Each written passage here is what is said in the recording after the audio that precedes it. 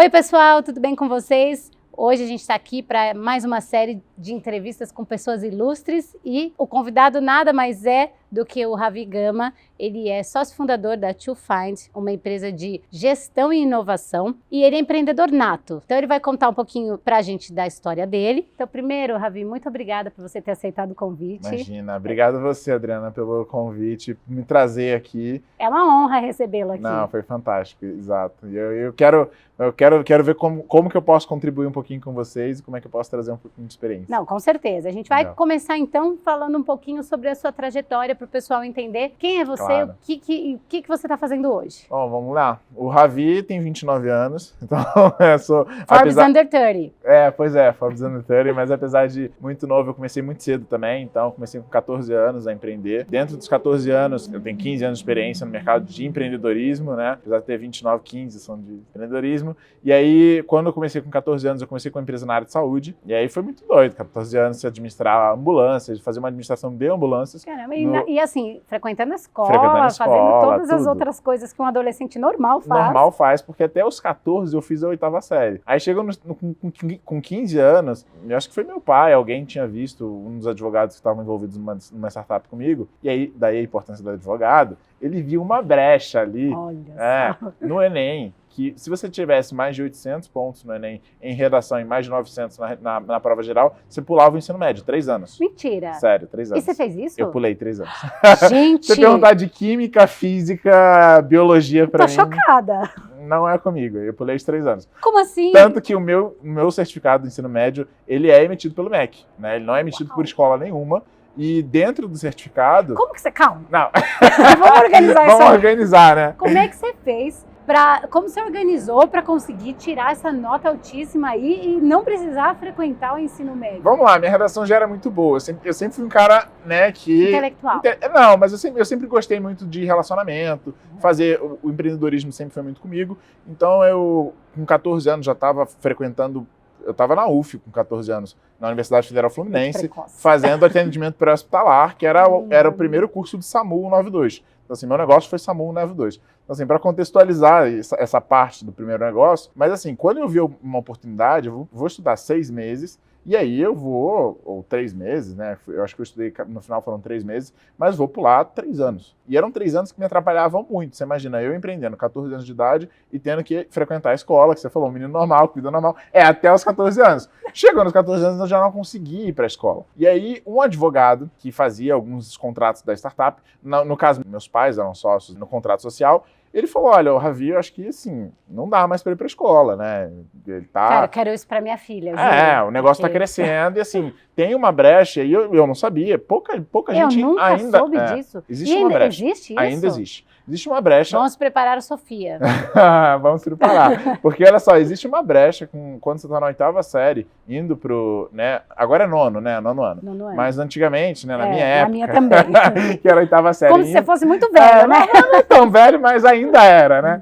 E aí, na 8ª série, você indo pro primeiro ano, você tinha a oportunidade de, se você tivesse 800 pontos na redação e 900 na prova geral. E aí, na prova geral, a gente tá falando de 180 questões, envolvendo química, biologia, física. E assim, o MEC fala, bom, se você tem uma nota muito boa, a gente atesta que você tem a capacidade para você passar esses 3 anos. E o que eu fiz não foi nada assim, eu falo, é disciplina. Gente, é disciplina, não tem genialidade. Você tinha uma rotina super rígida. Acordar no mesmo horário, dormir no mesmo horário, estudar no mesmo horário, é super importante. Para um adolescente de 14 ter anos, constância. Isso muito, não é comum. Não né? é comum, mas aí quando eu vi a oportunidade, de novo, empreendedor vive de oportunidade. Eu falei, eu não vou estudar 3 anos, eu vou pular esse ensino médio e vou direto para a faculdade. Maravilhoso. E aí comecei a estudar muito. E você foi para a faculdade com 16 anos? Com 16 anos. E aí qual foi a técnica para mim? A técnica foi, não tem como você absorver todo o conhecimento de biologia, química, de 3 anos. Então a técnica para mim, peguei as provas que começaram em 1992, e refiz todas as provas de 92. Eu imprimi todas então, e resolvi. Eu era um bom fazedor de prova. Eu sabia tudo que ia cair. Eu sabia tudo. E eu fazia a prova, meu pai corrigia. E refiz todas as provas. Então assim, no final, foram 3 meses, exatamente. Foram 3 meses estudando direto. Depois de 3 meses fazendo e refazendo prova, eu passei na prova, minha redação já era boa, isso foi uma vantagem, tinha que ter realmente uma redação boa, e redação você tem que treinar, Então, também fiquei 3 meses treinando a redação, passei na prova, pulei os 3 anos de ensino médio, e aí para mim foi um sucesso, porque era tudo que eu precisava, né, na época. Então, eu estava com 14, 15 anos, eu estava com essa empresa de saúde, e aí sempre tem um lado muito bacana do empreendedorismo que a gente fala dos cases de sucesso, mas tem os cases que não deram tão certo, né? E eu gosto de falar porque os cases que não deram certo fazem o que a gente é hoje, né? Então, eles conseguem, enfim, contribuir. As pessoas muito. aqui no Brasil, principalmente, têm essa cultura, né? De achar que quando você não dá certo, ou quando você quebra um negócio, isso é vergonhoso. Mas não, deveria ser motivo de orgulho, porque você levantou e é mais forte. Não, exatamente, né? Você é mais forte, você tem mais experiência, você aprende o que você não quer fazer. Exato. É o que eu costumo dizer. Então, muito assim, legal. quando eu estava com essa empresa, que foi minha primeira empresa, e era uma empresa de administração de ambulâncias, né? Então a gente administrava o SAMU 192. O que a gente fazia? Basicamente era lei de incentivo. Então o governo federal começou com o 92 em 2007, no Brasil, 6, 7. E aí, eu tinha aí meus 14 anos ainda, foi quando a gente começou a ir para o norte do estado do Rio de Janeiro, onde tem populações pequenas. E aí a gente pegava uma lei de incentivo lá, que a gente sabia que populações com 50 mil habitantes, você não precisa ter o esquema da prefeitura de ambulâncias, o quartel ali de ambulâncias, etc. É um meio muito difícil, né? É meio bem difícil de navegar. Mas eu conheci o prefeito da cidade, de uma cidade pequena, aí etc. Ficou mais fácil. Ficou mais fácil. E aí a gente implementou o SAMU 192, que é um programa do governo federal, né? Era um programa muito bom, ainda tá em vias. Mas sempre foi, no início, foi um programa muito, muito bacana. E a gente implementou o SAMU 192 e nossa responsabilidade a minha responsabilidade era fazer a administração de todos os insumos e todas as pessoas que estavam envolvidas ali dentro do resgate, né? Então, desde médico, enfermeiro, todo mundo, paramédico. E aí a minha formação foi paramédica. A administração você aprendeu meio que na raça ali, né? Na raça, total. Escola de administração nem depois precisou. eu fui pra GV, mas aí também na GV não tinha graça.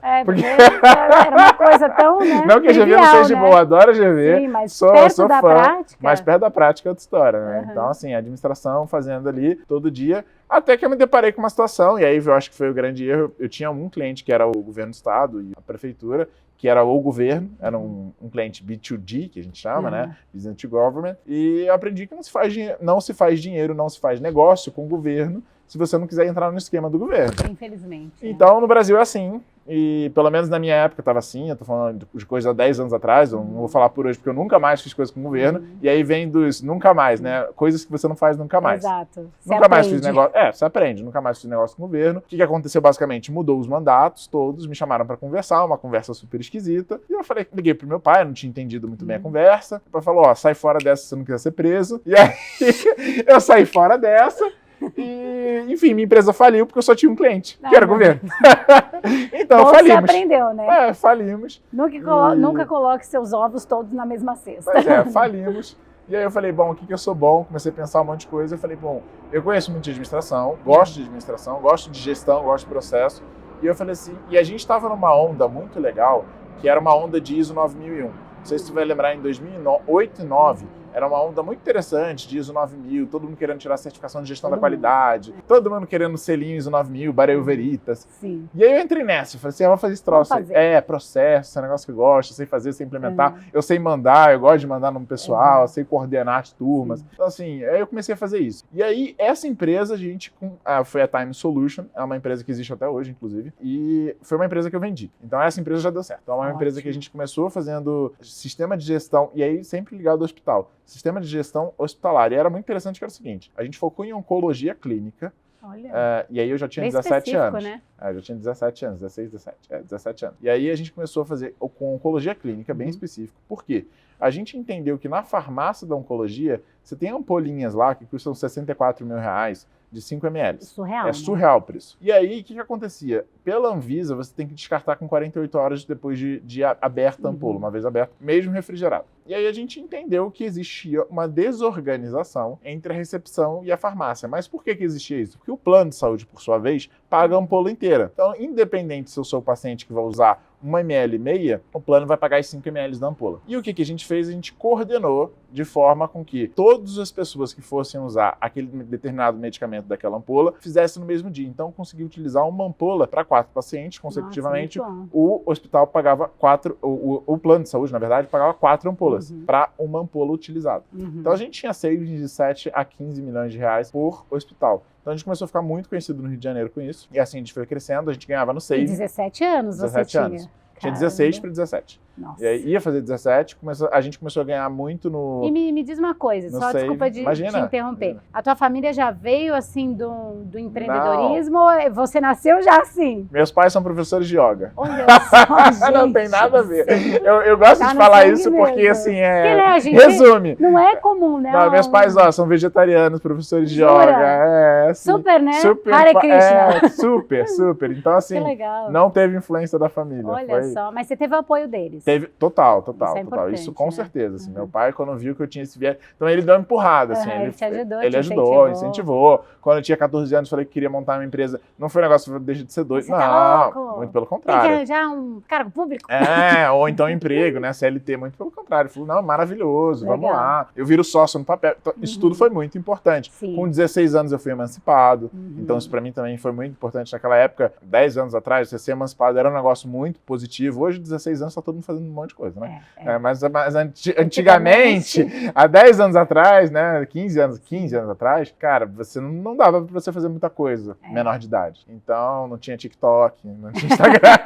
Não tinha YouTube. Não tinha YouTube, então não dava pra você fazer muita coisa. Então, eu fui emancipado. Então, assim, meus pais tiveram uma relação que me ajudaram muito, né? A chegar até onde eu cheguei. Educação, tudo. Eu acho que tudo foi contribuindo. Pra você ter ideia, meu primeiro presente que eu tive de aniversário foi um computador. Que e assim, legal. no computador não podia ter jogo. Era só Word, Pra você Access, estudar, PowerPoint. trabalhar, Não, era né, Word, tal. Access, PowerPoint. Tinha que programar em Access. Sim. O primeiro livro que eu ganhei junto com o computador foi Access para crianças. Então eu tinha que montar banco de dados. Que legal. Então, assim, Nossa, é muito isso eu tinha legal 7 anos de isso. idade. Então, assim, numa época que ninguém falava de programação. Então, assim, ajudou muito. Eu acho que tem todo o poder da criação que eu acho que ajuda muito. Sim. Mas eu acho que tem muito de ver oportunidade também. Eu acho que eu conseguia ver as oportunidades e aproveitar. Eu acho que, assim, você vê uma oportunidade, você não aproveita, E depois passou, já era, né? passou. E o que mata o empreendedor é isso. Quando ele vê a oportunidade e ele deixa passar. Então, por exemplo, eu vi que podia pular os 3 anos do ensino médio. Cara, aproveita. Vai passar. Isso aí vai passar. Conhece outra pessoa que já fez isso? Não conheço ninguém, até hoje. Não Também conheço. Não. E todo mundo que eu falo, como assim? Não, todo mundo vai ficar em choque. Não, né? e eu mostro meu certificado do MEC. Eu tenho um orgulho, tá lá, Ministério da Educação. E aí tem minhas notinhas, tem as notas do Enem lá no certificado. Porque é isso que valida que eu fiz ensino médio, que eu não fiz ensino médio, né? E Então, aí, quando você vendeu essa sua primeira empresa que deu certo, né? Essa deu certo, a Time Solution. Eu vendi a Time Solution. E aí eu fui Você estava com 17 anos. Eu tava com 17 para 18, quando eu vendi ela. E aí eu fui para um fundo de investimento. Aí a gente foi falar um pouco mais de investimento. E aí a área que, assim, até hoje eu tô envolvido. Se apaixonou. Era um family office. Eu não posso falar o nome da família, mas era um family office. Family office com mais de 38 bilhões de grana brasileiros. Então, assim, são uns caras super conhecidos. E aí a gente foi lá fazer... Eu tinha a missão de ser o portfólio manager, né? Então, olhar todas as empresas do portfólio, fazer os investimentos, tracar investimento para eles, fazer os veículos em Bahamas, fazer os veículos fora também do Brasil. Que legal. Então, assim, eu startei o D0 lá deles e aí a gente começou a fazer muita coisa. Então, a gente começou a investir muito em tecnologia. Hoje eles estão gigantes, tem muita coisa feita e a gente começou a fazer muita coisa junto. Peraí, uma pausa. Acho que começou a chover, né?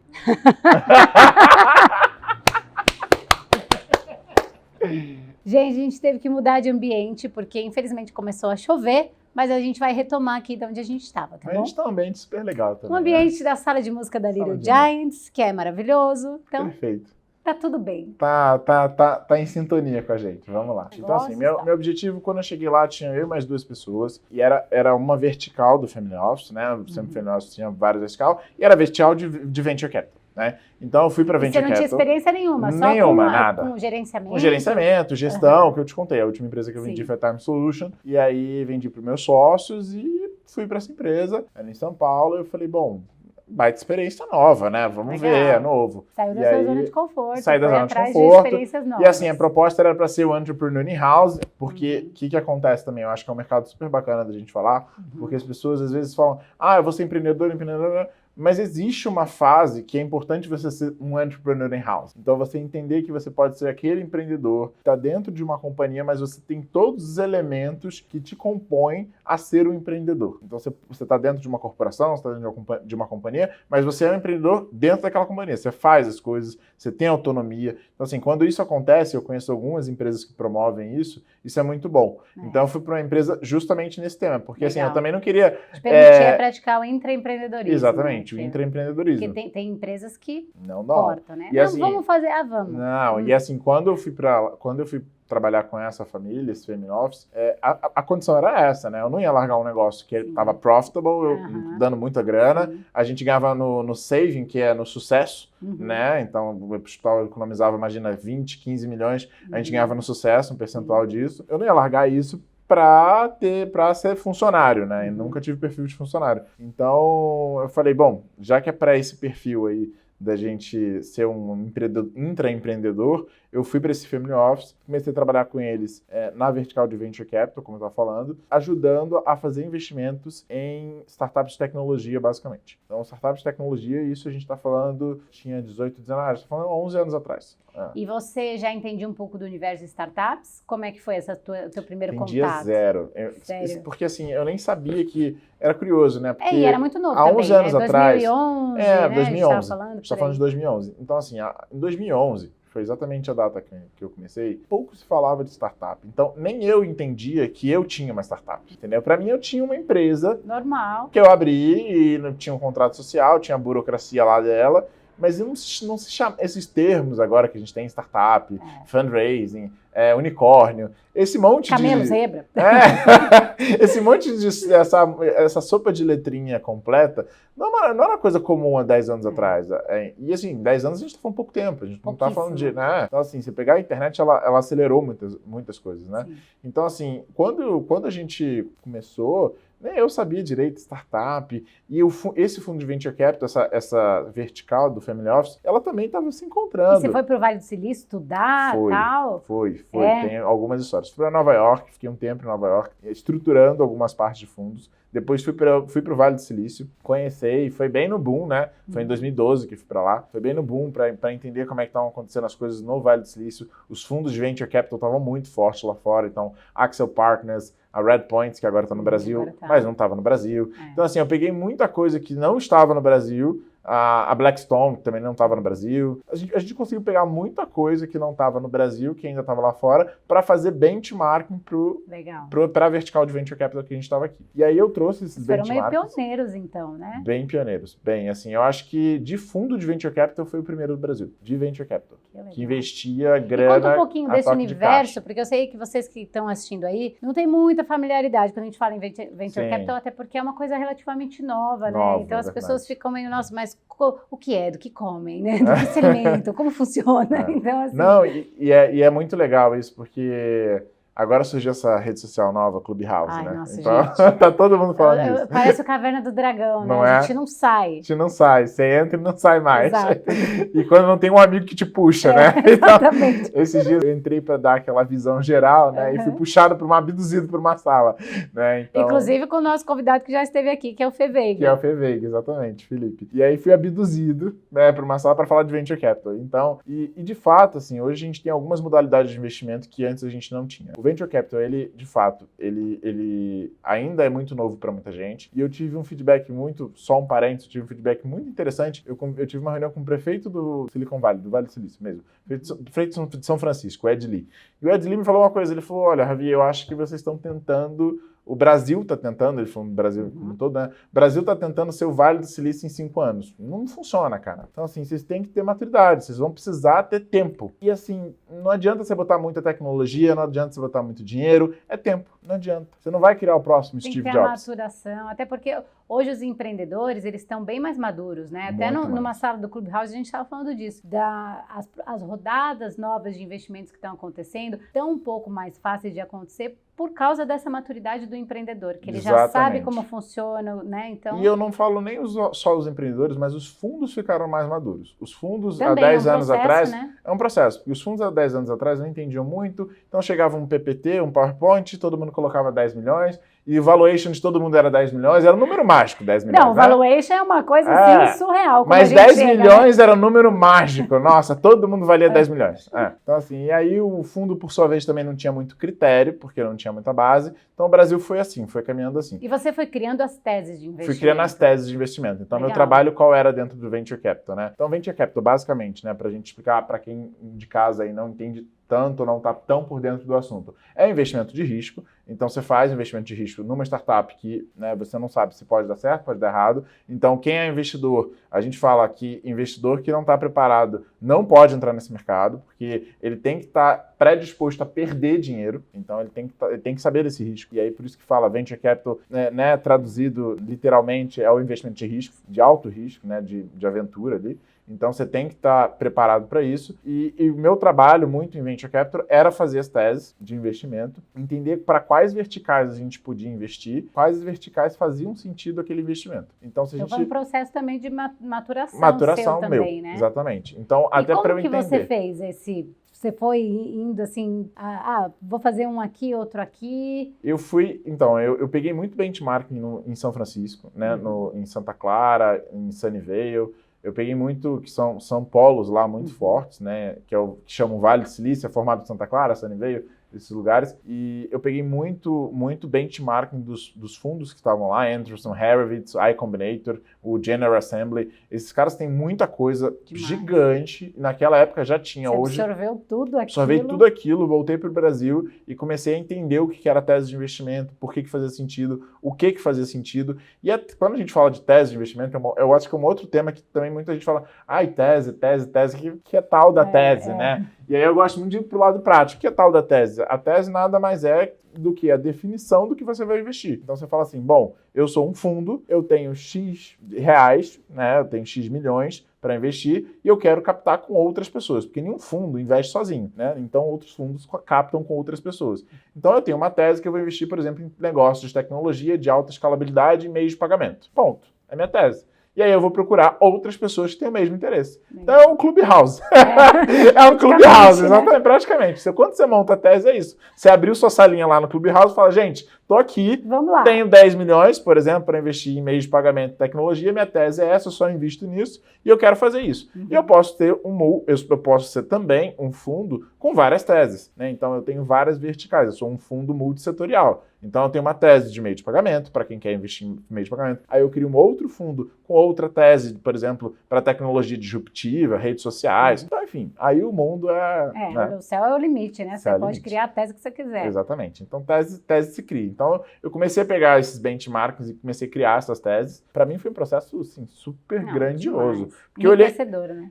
Muito enriquecedor, porque eu olhei o outro lado da mesa, sabe? Porque até então a gente só tem aquele contato do empreender, vamos captar, mas aí quando você vai para o outro lado da mesa, é o outro universo. E como eu nunca captei, eu achava aquilo tudo muito estranho. Porque, assim, quando eu comecei minha primeira empresa, e foram 3 empresas que eu fiz, e a To Find eu acabei vendendo, a outra também acabei vendendo, não falei muito, mas a gente depois pode falar. Mas, assim, nenhuma a gente fazia com dinheiro próprio. Bootstrapping total. Não tinha a nomenclatura fundo de investimento no Brasil. Então, ou se tinha, era um negócio super restrito do clubinho. Então, assim, não era uma coisa comum. Então, quando eu entrei para fazer as teses também, eu achava muito esquisito aquele pessoal que vinha pedir dinheiro. Eu falava, gente, faz o teu dinheiro, né? Mas, enfim. Mas, enfim. Vai lá no banco. Vai no banco. Então, eu falo isso até hoje, né? Uma das perguntas que a gente estava falando aqui, que eu entrei lá no Clubhouse, o Felipe Veiga puxou lá, a pergunta dele foi assim, o Venture Capital tá acabando? É uma bolha?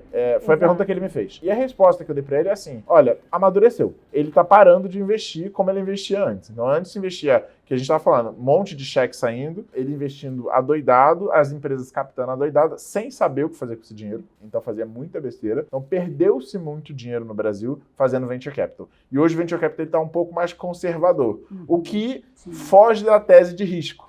Porque o risco ele não é conservador, né? O conservador tá no banco, tá na XP, tá no Itaú, tá nos grandes bancos. Então, estão nas corretoras. E ele não tem por essência ser conservador. Então, hoje ele tá um pouco mais conservador e ele cria uma bolha em torno dele. E quem é que está se destacando agora, que é uma modalidade de investimento, que além do Venture Capital, que é o Venture Capital também, mas é o CVC, que é o Corporate Venture Capital.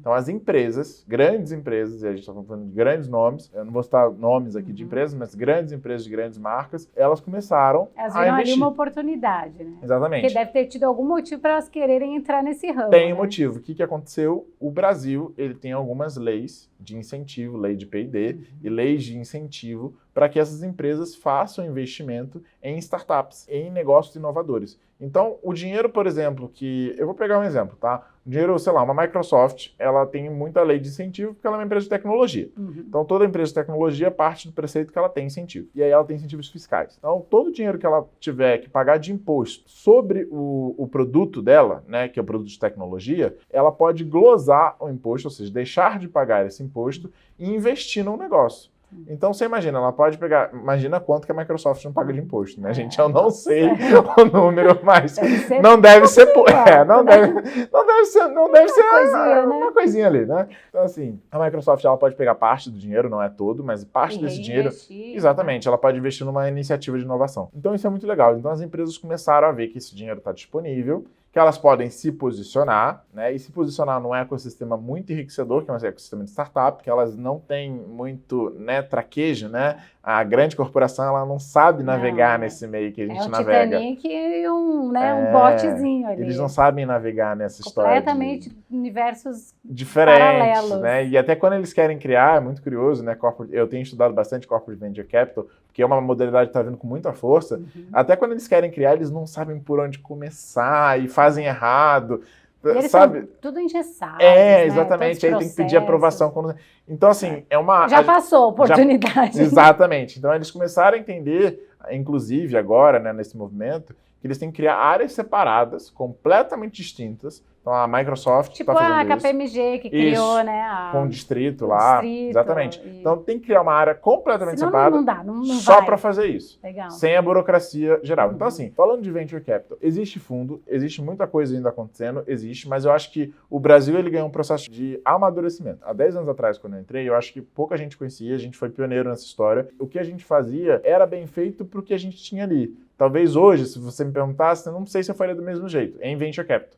Porque eu acho que tinha muita coisa que a gente deixava de analisar por falta de conhecimento. A gente não tinha insumo no Brasil suficiente para saber o que era uma boa empresa, o que é uma empresa que vai escalar, o que é uma empresa unicórnio, que é um novo, né? Nova moda, novo meme. Todo mundo quer se tornar. Unicórnio nem existia nessa época. Então, assim, a gente não sabia como é que tratar esse negócio. E essa conversa com o prefeito de São Francisco que eu comentei foi muito enriquecedora, porque ele falou exatamente isso. Ele falou, vocês querem se tornar o Vale do Silício em 5 anos. Desculpa, isso não vai acontecer. Né? Então, assim... Foi bem realista. Desculpa, isso não vai acontecer. O Steve Jobs nasceu em 1900 e lá vai bolinha, e, cara, ele tá aqui inovando desde então. Então, assim, tem uma coisa... Potencial tem, mas a longo prazo. E ele falou uma coisa interessante que não foi só para o Brasil, ele falou para os empreendedores. Ele falou, Ravi, eu acho que tem uma coisa no Brasil que as pessoas não estão acostumadas a aguardar o tempo certo. Existe um tempo. A gente é muito apressado. É muito apressado. E aí a gente quer... E o empreendedor, de fato, ele quer retorno rápido, ele quer ficar rico rápido. Desculpa. Não vai acontecer. Eu falo para todo mundo, você quer ganhar dinheiro rápido, quer ficar rico rápido, o cara vai fazer outra coisa, não empreender. Não dá para você. É um processo. É um processo de construção. E o legal é isso. Então, assim, a jornada, você tem que gostar da jornada. O empreendedor nato é Exato. quem gosta da jornada, é quem gosta de construir, é quem gosta de chegar lá depois, sei lá, de 15 anos empreendendo e olhar e falar assim, putz, que história legal que eu tenho para contar. Eu quebrei, fiz um monte de coisa errada, mas que história legal que eu tenho para contar. Então, assim, eu acho que meu processo quando eu passei por Venture Capital foi muito esse, de entender tese, foi muito pioneiro, foi muito interessante para minha carreira, para me tornar o profissional que sou hoje. Então, hoje eu trabalho ainda com Venture Capital, eu trabalho muito mais ajudando empresas a levantar capital. Então, hoje, eu sei que empresas, para escalar, precisam de capital, precisam de grana mesmo, injetar grana. Algumas empresas, você não pode nem cogitar a possibilidade dela existir sem uma injeção de grana significativa. Eu estou falando de cheques de 5, 10 milhões de reais. Então, logo no início, e não é uma coisa trivial, não é fácil de você fazer. E eu trabalho, e assim, um dos meus viés é esse, né? Então, como eu tive essa experiência no passado, é fazer levantamento de capital para startups ou para empresas que estão em momentos de captação. E conta um pouquinho para a gente como que foi essa sua experiência no dia a dia de processos e também a parte societária. O que você fez que deu muito errado, assim, ou o que você fez que você falou, não, puxa, isso aqui foi importante. Olha... Desde assim, na criação das teses ou na parte mesmo, porque a gente entende que os investimentos que são feitos, a gente precisa ter toda a estrutura societária ali, Claro. né? E partindo desse princípio que a gente tem que ter um contrato bem amarrado, Sim. o que você pode dizer que você sentiu na pele, assim, que as pessoas, que aqui, ó, a gente, quem assiste já sabe, aqui é assim, é a verdade nua e crua. Então, o que o Ravi vai contar agora é assim, é o que ele realmente vivenciou e assim, fazer o quê, né? Fazer o quê? A verdade. A verdade nua e crua. Empreender, a gente sempre fala, empreender não é bonito. Empreender exige muita dedicação, persistência, esforço. Sim. Você vai trabalhar 24/7, você disciplina, muita disciplina, você vai perder momentos com a sua família, você vai se sentir um lobo solitário. Isso daí, com certeza. Nem todos os problemas você vai levar para casa. As pessoas vão zombar de você, dos seus sonhos, dos seus desejos. Aquele final de semana que tá todo mundo bebendo, indo vai pra zoar balada. com a tua cara. Pô, mas você vai acordar cedo, vai trabalhar, você tá louco? Vamos tomar uma cervejinha. Mas depois, eles vão querer ser contar uma história. Não, cara, eu sempre acreditei em você, Ravi. Vem cá, entendeu? Participar dos louros, né? Dos louros. Exato. Mas pegando esse gancho aí e aí eu falo como um dos erros, né? Grandes erros aí que a gente passou. Que é muito nebulosa essa área. Muito nebulosa, as pessoas não conversam a respeito. Não. Porque assim, o fundo, o que a gente sente, né?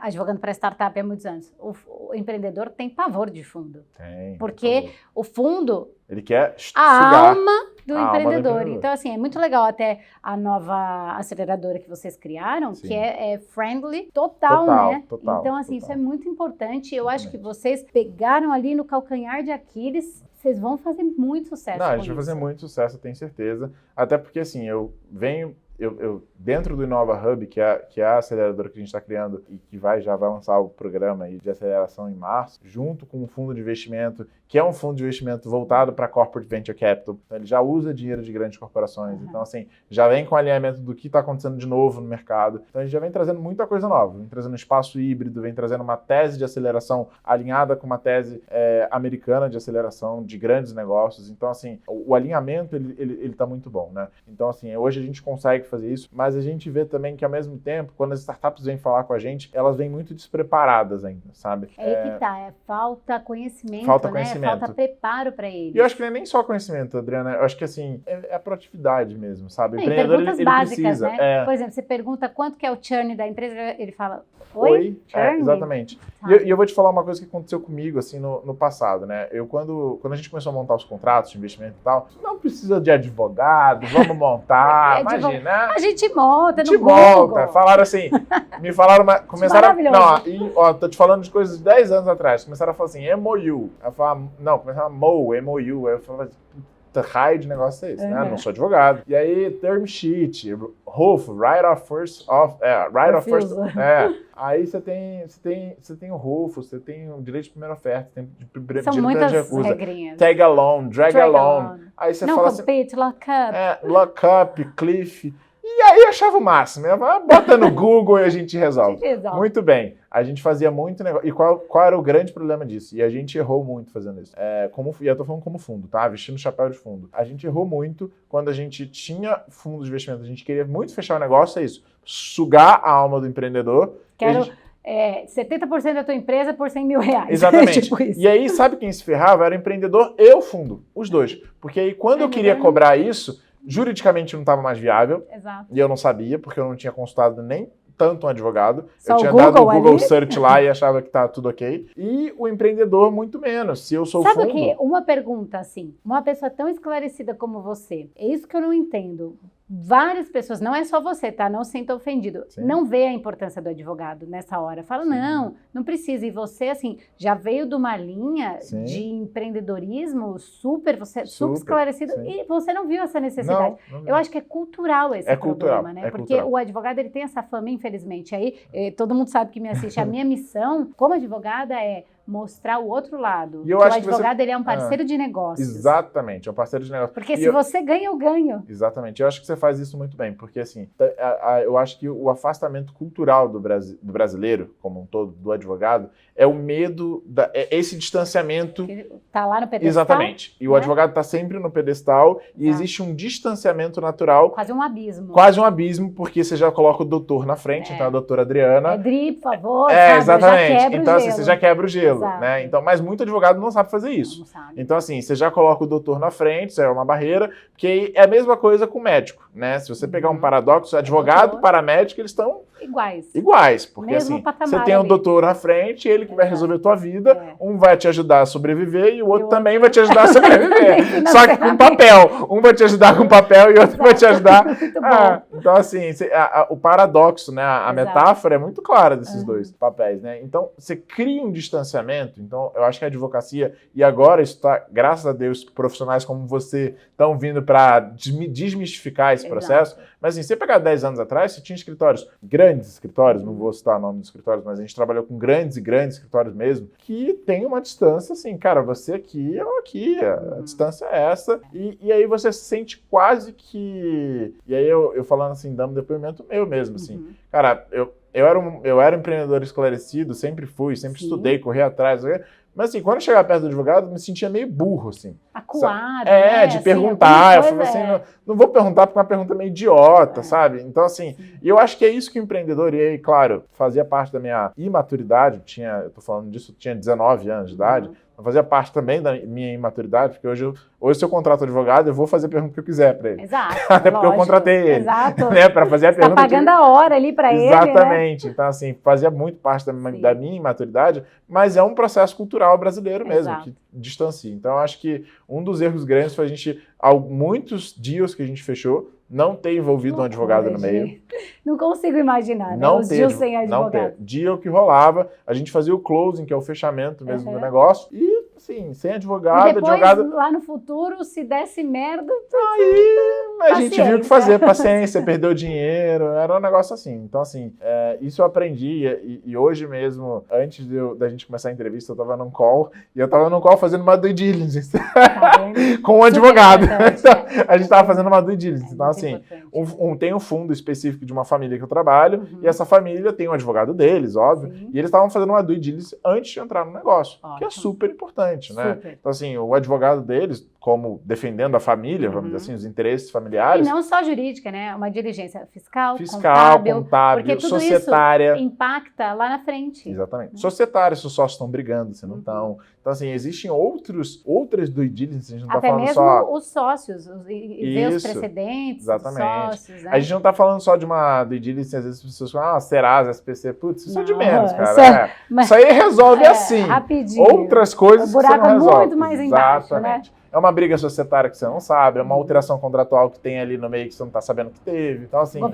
Governança corporativa. Sucessão. Imagina, o sócio morre e entra lá o herdeiro. Lá outro, exatamente. Então, as cláusulas de sucessão, como é que estão? Então, a cláusula de liquidação, de diluição daquele sócio, acompanhamento de rodada. Então, vegetar mais capital. E aí, quem vai acompanhar essa rodada? Quem não vai acompanhar? Porque o fundo, normalmente, quer limpar o cap table inteiro. Ele não quer investidor anjo, exatamente. Ele não tem. E o empreendedor, se ele não está preparado e ele não vem ele com um advogado... investimento também. Primeiro, ele não é advogado, ele tem que colocar isso na cabeça dele. O empreendedor, ele tem a síndrome de ser advogado, né? Ele tem essa síndrome. Eu já tive essa síndrome, só que já acabou, já passou. Superou, né? Já passou, foi 10 anos. A gente vai marcar uma aula de como empreendedor pode deixar de ter a síndrome de ser advogado. Porque todo empreendedor, ele nasce advogado, é impressionante. O cara nasce advogado, né? E ele fala, não, é moído, deixa comigo, já vi um monte. E aí ele acha que só ver um monte já é suficiente. Exato. Só que ele esquece que o fundo vai colocar um trigger no contrato, né? Que a gente chama um gatilho ali, que é um tag-along diferentinho, com uma interpretação que ele dá 2 brechas para você interpretar, um drag-along um pouco mais diferente. E aí você tem umas táticas ali que, se você não tem advogado olhando e revisando contigo... Não, acabou. Acabou para o empreendedor. Acabou para o empreendedor. Eu já vi empreendedor, assim, famoso. Ser forçado a sair. Não, ser forçado a sair, não, ser convidado a sair. Porque o fundo tinha tanto poder. Exato. E aí a gente tem o caso da Apple, o Steve Jobs. Pois é. Foi convidado a sair. E eu tenho casos que eu participei dessa situação, infelizmente, de ver o fundo pedindo para o cara sair. Sim, convidando o empreendedor, o fundador, quem idealizou, a sair do negócio. com a mão na frente e outra atrás. Então, assim, acontece, gente. Eu acho que, assim, procurar um advogado é essencial. Não tem como você fazer negócio hoje no Brasil, principalmente em venture capital, com fundo de investimento. E, Adriano, preciso te falar isso, mas assim, eu posso falar como depoimento para todo mundo que está ouvindo a gente, vendo a gente, que não tem como você fazer hoje um negócio sem ter pelo menos uma assessoria jurídica e acabar com esse raio dessa síndrome que você é advogado também, né? Que você vai pegar um modelo no Google e vai achar que é tudo igual e é um padrão. Não é, né? Senão a profissão não existiria. Exato. Então, eu acho que a mesma coisa vale para o médico, né? Você não pega um remédio na farmácia, olha a bula... Você já viu aquele... Eu vi de médico, louco e advogado, todo mundo tem um pouco, né? Eu não sei o que é. Sabe o seriado Grey's Anatomy? É um sei. Ele se formou... Ele fingiu ser médico porque ele falou assim, não, gente, eu sou médico, eu assisti todas as temporadas de Grey's Anatomy, eu sei como ser médico. Como assim? Eu vou te mostrar isso, gente, é surreal. Nossa. Então, assim... Sim. Se você assiste Suits, você é advogado. Acha que é o Harvey Specter. É, o Harvey Specter, total. Aquela, né, o melhor advogado, mais alinhado. Maravilhoso, tal, Jessica Pearson. Exatamente, andando de Lexus. Não é? Com o motorista na porta esperando Exato. sempre. É fantástico aquilo, né? Não é? Aquele glamour é fantástico. Então, assim, eu acho que empreendedor que quer fazer negócio no Brasil, e especialmente, assim, falando fora do Brasil, eu tive uma experiência muito grande fora do Brasil. Foi muito legal. E fora do Brasil, olha que interessante, né? Dentro do Brasil, a gente não usava advogado pra nada. A gente fala, não precisa de advogado, a gente monta um modelo aqui, e a gente se ferrou com essa história. Fora do Brasil, era o contrário. A gente tinha 4 advogados americanos. E como assim? Porque o americano, aí que tá, aquela história do... O americano ama advogado, é isso? Não é isso. O americano, quando ele vai fazer negócio com você, ele não faz negócio com você se você não tiver advogado. Muito diferente. Quando você vai fazer deal com o americano, ele não acha justo ele ter um advogado e revisar o contrato e você não ter um advogado. Porque o que ele vai falar? Lá a gente não tem cartório reconhecendo firma, lá a gente não tem esse monte de burocracia que lá você abre uma empresa em 24 horas, em Delaware. Então, assim, lá você tem um monte de vantagens, só que, assim, uma das vantagens dele é assim, bom, já que você vai assinar, eu não preciso reconhecer a sua firma, sua assinatura é a sua assinatura, ninguém vai falsificar, que aqui no Brasil a gente tem outros problemas, né, a gente sabe. Então, assim, lá é um pouco diferente a realidade. Ele fala assim, bom, no mínimo você tem que ter uma assessoria jurídica. Então, quando a gente foi investir nos Estados Unidos, eu lembro que a gente contratou 4 advogados, 4 escritórios. Porque eram 4 negócios diferentes e a outra parte exigia que você tivesse um advogado. Então, e a experiência foi boa? Foi muito boa. Foi completamente diferente. E foi daí que a gente decidiu, no Brasil, contratar advogado. Porque a gente viu a facilidade que trazia pra gente também. Não é só de esclarecer um contrato, mas assim, é de trazer, às vezes, exemplos e outros casos muito parecidos com os nossos e falar assim, olha, isso que você está vivendo, eu já vi 300 coisas acontecendo a mesma coisa. Por que você não faz assim? Vamos mitigar esse risco, exatamente. Vamos prevenir. Não é só revisar um contrato. A gente não está falando de revisar português, revisar uma cláusula. A cláusula de tag alone, que é de diluição, tá ruim. Não é isso. A gente está falando assim, olha, eu já vi esse caso, sei lá, 20 vezes, né? Vamos ser mais pragmáticos. Já vi esse caso 10, 15, 20 vezes. Por que você não faz assim? Eu já vi 10 vezes dando errado assim. 10 vezes deu certo assim. Faz desse jeito, vai dar certo. Então, assim, eu acho que é isso. A assessoria, quando a gente fala de ter um advogado, é ter alguém com experiência suficientemente capacitada e específica naquele assunto para te falar, olha, faz isso porque eu já vivi isso. E um especialista, né? Porque assim como o médico, você procura um especialista quando você está com dor de estômago, você vai no gastro, então você não vai no neuro. Não. E tem muita gente que pega um empreendedor que tem um primo advogado. Eu ia falar isso. Conta um pouquinho, você já passou por isso? Já passei por isso. E aí a gente sempre tem um primo, um tio advogado, né? E a gente vai lá consultar, aí o cara, por exemplo, é tributário. Mas ele é advogado, né? E ele também não vai falar que ele não sabe. Tem OAB e tudo. E ele não vai falar que ele não sabe. Não, advogado então, tem um ego, né? Esquece, gente. Advogado não vai falar pra você que ele não sabe. Nunca. Você vai pegar um tributarista, ele vai falar que sabe tudo de societário. Ele não sabe nada de societário. Ele sabe alguma coisa de societário. Mas não tem como, né? Não tem como. É igual médico. Um oncologista, desculpa, ele não é um bom cardiologista. Exato. São coisas diferentes. Ele pode entender de cardiologia, mas enfim. Então, você sempre tem esse amigo, né? E a gente tem uma história com um amigo que foi ajudar, que era, na verdade, era namorado de da irmã, de um sócio meu, etc. Confusão completa, o cara não olhava o contrato no dia que tinha que olhar, perdia prazo. Porque assim, o compromisso qual é? Né? Então assim, a gente está falando de compromisso. Não tem nenhum commitment. Não existe commitment, né? Então assim, a gente está falando de compromisso. Além de tudo, acho que quando você pega gente muito conhecida e existe a intimidade demasiada, né, com aquele... Não, você larga a mão, você, não, deixa para fazer depois, é outro dia, não é cliente, né, tipo, é amigo. Então, acho que isso também é um outro tópico que eu acho que tem que fugir. Mas eu acho que sim, voltando para Venture Capital, que eu acho que é o tema do dia, e a gente tem que fazer mais umas 300 entrevistas pra gente falar de... Não, a gente vai fazer uma de cada, porque é muito assunto, gente. A gente tá só falando de Venture Capital, Quero fazer uma só de gestão. Só de gestão, e assim, eu sou o Ravi, eu tenho uma empresa de gestão e inovação, a gente começou com recrutamento e seleção, então assim, tem tanta coisa pra gente falar, recrutamento e seleção em tecnologia.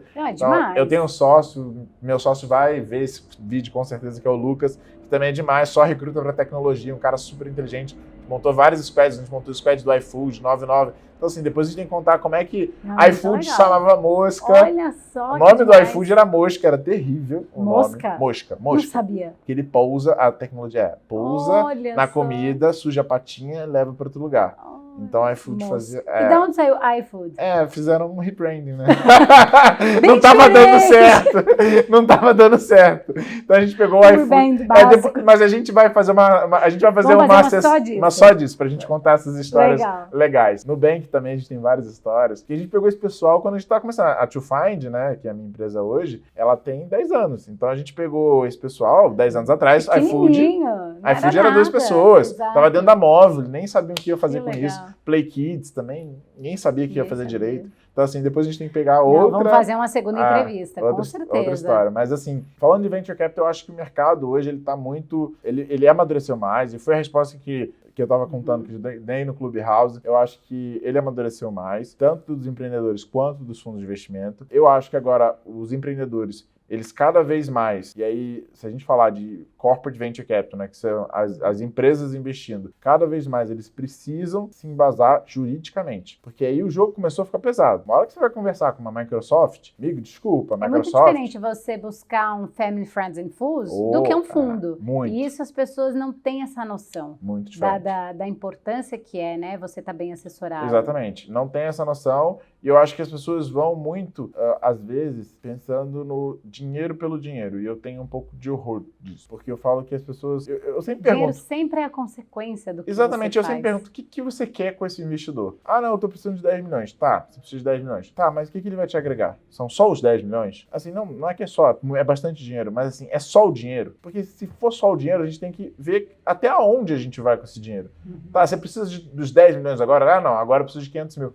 Cara, esses 500 mil, será que a gente não consegue fazer um empréstimo no banco? Porque eu falo o seguinte, é muito melhor você ter um sócio banco do que um sócio investidor. O sócio investidor, ele dá trabalho. Sócio ele banco... Quer report, ele quer estar no negócio. O sócio banco, ele vai te cobrar parcela. E você paga a parcela. E pra ele tá ótimo. Ele não quer saber o que você tá fazendo. Não tá nem aí pra você. E se você não pagar um dia, cara, também você vai renegociar isso, você vai dar um jeito. Exato. Agora, se você não reportar pro investidor um dia, você vai ser convidado a se retirar. Então, assim, eu falo que o sócio investidor, ele é muito caro. Então, assim, eu acho que até no aspecto jurídico, eu vejo muito startup que não consegue avaliar o quanto que ela pode ter um sócio, vamos dizer, banco, né, inicialmente, principalmente quando ela está no early stage, bem no comecinho, que ela pode pegar um financiamento. Isso o empreendedor tem muita dúvida, né? Tem. Ontem, quando eu estava respondendo as perguntas no Clubhouse, era especificamente para empreendedores que estavam bem no early stage. Ah, legal. E aí, todos eles me perguntaram, mas Adriana, qual a porcentagem eu devo dar para o investidor?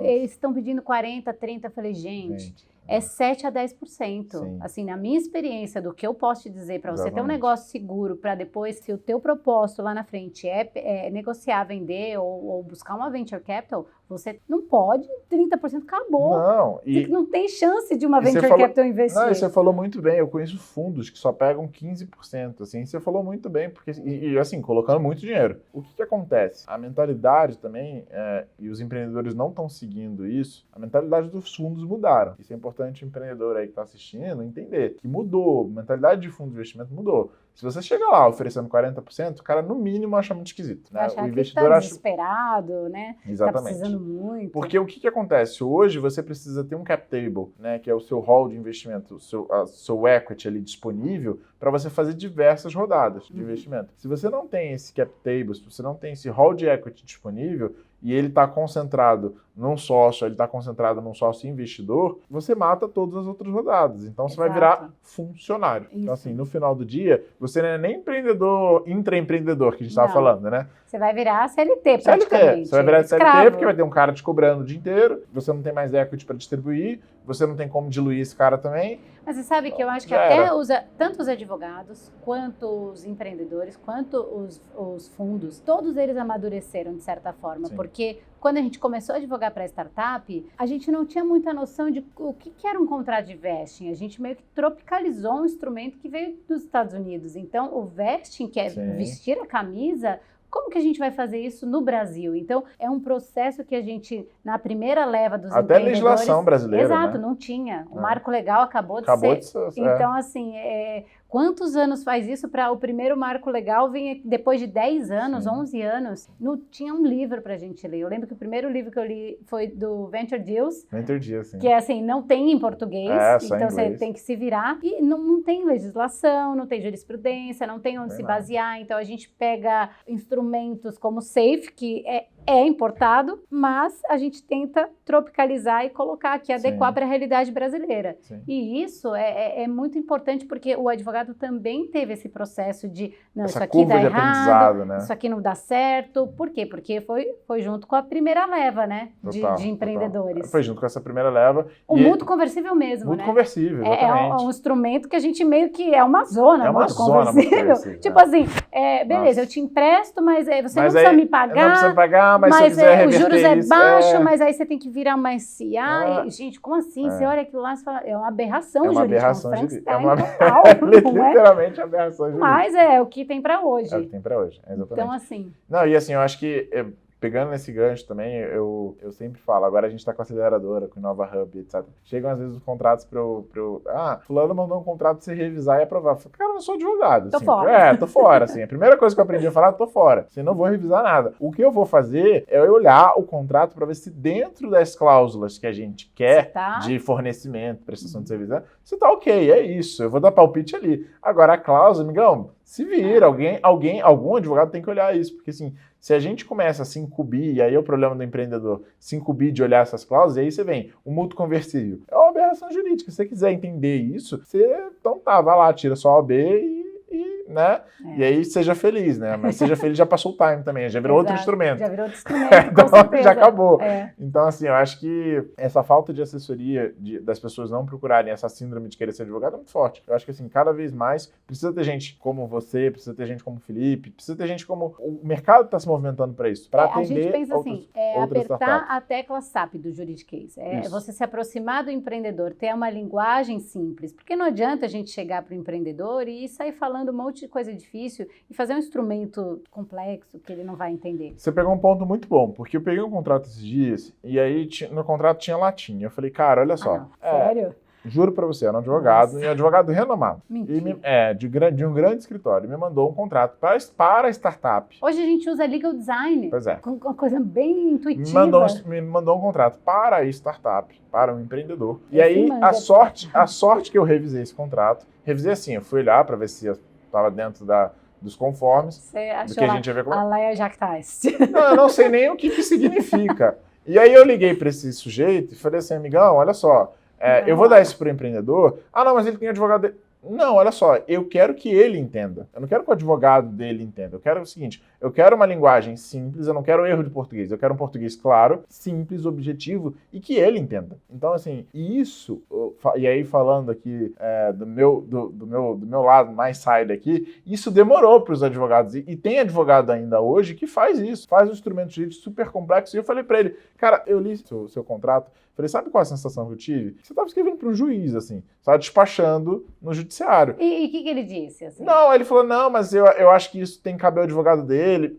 ele achava ainda que... É não, que ele estava com a razão. Dificilmente ele admite que ele está errado, Não, né? ele estava com a razão, total. Ele estava com a razão. É complicado. Estava com a razão e ele falou que o advogado dele tinha que saber, que eram cláusulas super simples. Em latim, super simples. É, e que se o advogado dele não soubesse, o advogado dele estava despreparado. Nossa. Eu falei, bom, então eu vou falar isso pro empreendedor. E assim, eu acho que mais e mais agora a gente vê contratos hoje no mercado, até term sheets, né, que são os pré-contratos. Os pré-contratos, né? Então, até os pré-contratos, cada vez com uma linguagem mais simples. Uma folha, 2 folhas. Exatamente. É um pré-contrato. É um ali as condições básicas do negócio para acontecer. Se acontecer. Se acontecer, exatamente. A gente não sabe. Exatamente. E eu vejo muita gente também apegada, né? Esses pré-contratos, ao MOU, né? Ah, não, porque eu não vou fazer nada se eu não tiver MOU. Gente, MOU é um papel. Ou o NDA, né? É. Não. Para eu falar, tem que assinar o NDA. Gente, desculpa, o NDA, se o cara quiser contar amanhã, ele vai contar. Até você colocar ele na justiça e conseguir Acabou. alguma coisa Justiça e provar não. que ele contou, tipo... Não tem como, né?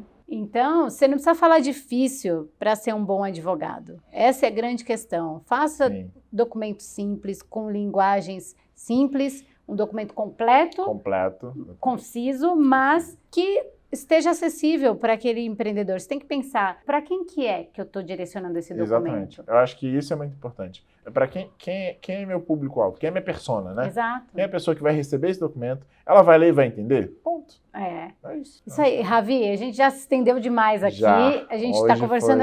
Assim, o assunto então foi sobre Venture Capital, um pouco de empreendedorismo, um pouco da sua história. Sim. Eu queria te convidar para um segundo bate-papo, para a gente falar certeza. um pouquinho da sua empresa e para você dar dicas mais específicas de gestão de pessoas, de Quero falar processos. sobre recrutamento também. É muito importante As isso. pessoas precisam aprender a gente contratar. recebeu aqui o Guilherme Junqueira. Guilherme Junqueira, assim, E da Gama Academy. Nosso papo dele, Sim. eu não queria que acabasse. Amigaço, meu também. Foi demais e até ficou registrado aqui que a gente vai fazer algumas coisas juntos para Little Giants, porque que tem legal. o Gama Academy Kids, que a gente vai implementar aqui. Tem que fazer. Exato. Eu sou Ravi Gama, eu falo que ele roubou meu sobrenome, né? Então. Que é Gama Academy. Poxa, Gama eu falo Academy. pra ele que ele roubou meu sobrenome. Direitos, tem que ir eu lá, quero né? royalties. É verdade. E aí, a gente pode marcar esse segundo papo, conversar. E só para finalizar, então, eu queria te fazer uma pergunta que eu sempre faço, que eu acho super legal as respostas. Se você pudesse se encontrar com o Ravi de 10 anos atrás, com toda essa bagagem que você tem hoje, o que você falaria para ele? Há 10 anos? Bom, eu teria 19. Eu tenho 29, eu teria 19. Se Gente, eu tivesse... um bebê. Se quando eu tivesse 19, eu falaria, calma, as coisas, tudo tem seu tempo. Eu acho que eu precisaria mais de tempo. Precisaria entender que as coisas, para elas acontecerem, elas precisam de tempo. E para você ser um bom empreendedor, um bom executivo, seja o que for, a gente está falando muito de empreendedorismo, para ser um bom funcionário, um bom empreendedor, um bom executivo, um bom construtor, você precisa de tempo. E se você tiver tempo na sua vida, se você tiver calma, se você tiver tempo, paciência, você consegue fazer as coisas bem feitas. Nossa, é perfeito. Essa colocação é muito boa, até porque a gente que empreende, a gente sabe que tem boleto batendo, né? A gente tem conta para pagar, tem uma família às vezes para sustentar, tem pessoas que dependem da gente e a gente não vê uma luz no fim do túnel, né? Então a gente está lá querendo fazer tudo, metendo os pés pelas mãos, mas tem que ter paciência. E você disse, assim, parece que é clichê, né? Mas não é. Não é. É porque assim, se eu pego a experiência que eu tinha com 19 anos... Você não estaria preparado. Imagina, E aí ia ser too much. E hoje, com as coisas que eu faço, tem uma coisa que eu falo que é o seguinte, quando você vê um caminhão de soja na estrada, vai caindo um monte de soja, né? Mas a maioria fica. Algumas coisas caem, você tem que esperar as coisas se acomodarem e tá tudo bem. E se você estiver em paz com isso, as coisas vão ser melhor. A sua vida vai ser melhor, as coisas vão fluir, você vai ver que os negócios vão dar certo, os negócios começam a dar certo, porque você vai deixando as coisas se acomodarem. Porque o que tem que cair, cai mesmo. A soja ruim cai. A maioria vai ficar lá, 90% da carga fica. Isso. Então... Não, eu tenho muito isso na minha vida pessoal, mesmo profissional. Eu já passei por... Você vai perder 10% da carga, mas tá tudo bem. Tá tudo 90% bem. Tá lá. O que é realmente importante permanece. Permanece, né? exatamente. Ravi, muito obrigada pela sua participação. Então, Obrigado eu te aguardo no segundo papo, que a gente tem muita coisa ainda para falar. Muito obrigada por vocês aqui que estão assistindo. Então, até a próxima, gente. Obrigado. Tchau. Tchau. Obrigado, gente.